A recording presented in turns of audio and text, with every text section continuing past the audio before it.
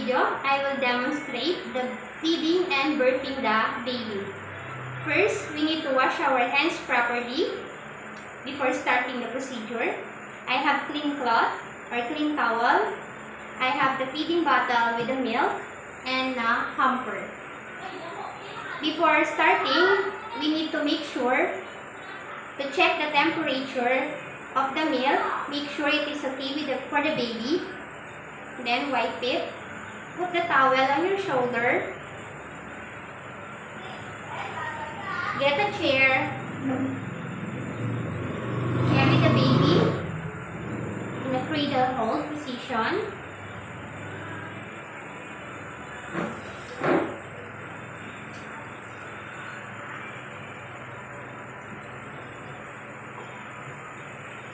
Shake it.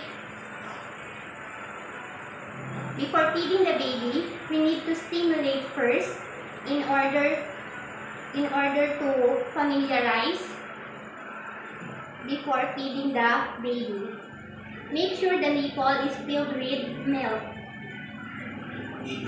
And let the baby first, at least 1 ounce of milk first. In birthing the baby, we need to put the baby in a shoulder hold.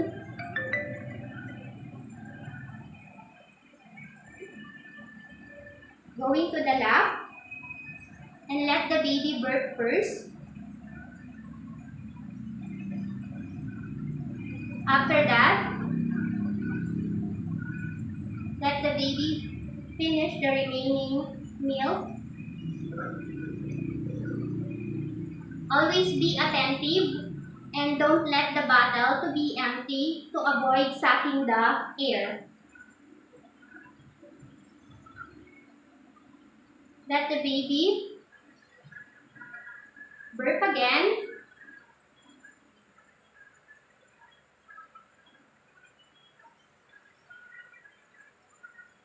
Wipe the excess milk. Throw it to the hamper. Let the baby rest first before putting back to the crib. After some times, we can put the baby back onto the crib. Always make sure that the baby is comfortable.